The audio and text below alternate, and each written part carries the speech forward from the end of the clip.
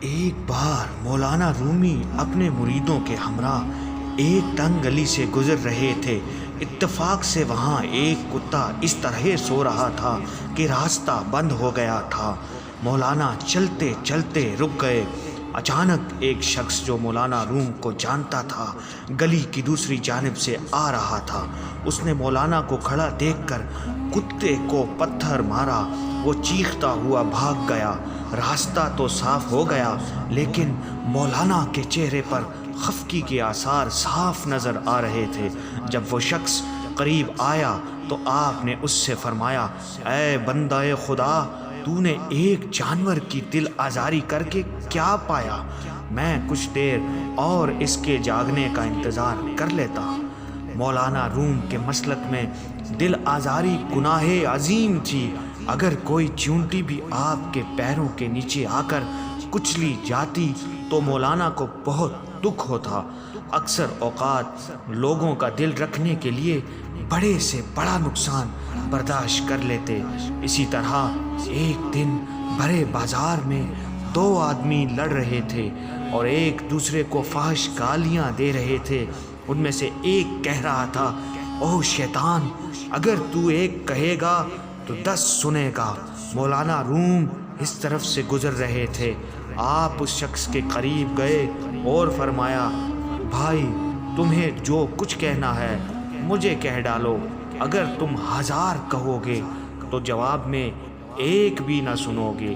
مولانا کے حسن کلام نے دونوں کو شرمندہ کر دیا، یہاں تک کہ وہ باہمی رنجش کو ختم کر کے آپس میں دوست ہو گئے۔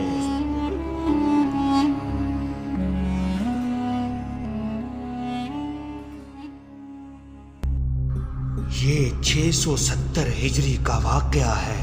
ایک دن کونیا میں زبردست زلزلہ آیا۔ لوگ خوف و دہشت سے چیخنے لگے۔ پھر مسلسل 40 دن تک زلزلے کے شدید جھٹکے محسوس کیے جاتے رہے۔ شہر میں ایک قیامت سی برپا تھی۔ کونیا کے کسی باشندے کو بھی اپنی زندگی کا بھروسہ نہیں تھا کہ کب زمین میں شگاف پڑے اور وہ اپنے ساز و سامان کے ساتھ ملک عدم روانہ ہو جائے۔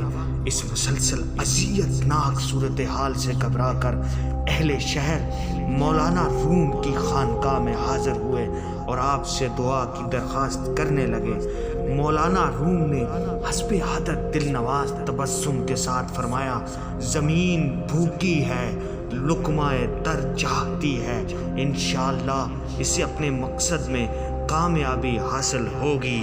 پھر لوگوں کو تسلی دیتے ہوئے فرمایا، کوئی شخص ہراساں نہ ہو، جس پر گزرنا ہے گزر جائے گی۔ انسانی ہجوم مطمئن ہو کر اپنے گھروں کو چلا گیا۔ مولانا روم کے اس ارشاد کے بعد ہی زلزلہ تھم گیا تھا۔ شہر کونیا کی گمشدہ رونق لوٹ آئی تھی، مگر دوسرے دن ایک خبر نے لوگوں سے یہ ساری خوشیاں چھین لیں۔ مولانا روم اچانک شدید بیمار ہو گئے۔ پورا شہر عیادت کے لیے امڑ آیا۔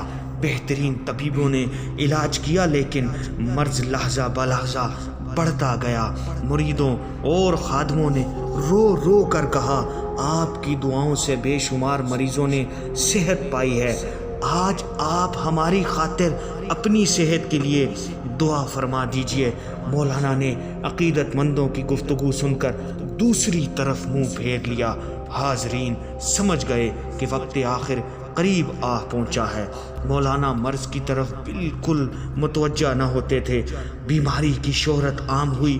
شیخ صدر الدین، جو شیخ محی الدین ابن عربی رحمۃ اللہ تعالی علیہ کے تربیت یافتہ تھے، مزاج پرسی کے لیے تشریف لائے۔ مولانا کے مرض کی کیفیت دیکھ کر بے قرار ہو گئے اور مولانا کی شفا کے لیے دعا کرنے لگے۔ مولانا نے سنا تو فرمایا، شفا آپ کو مبارک ہو۔ محب اور محبوب میں صرف ایک پیرہن کا پردہ رہ گیا ہے۔ کیا آپ نہیں چاہتے کہ وہ اٹھ جائے اور نور میں مل جائے؟ اس پر شیخ روتے ہوئے اٹھ کر چلے گئے اور سمجھ گئے کہ اب مولانا کا دم واپسی ہے۔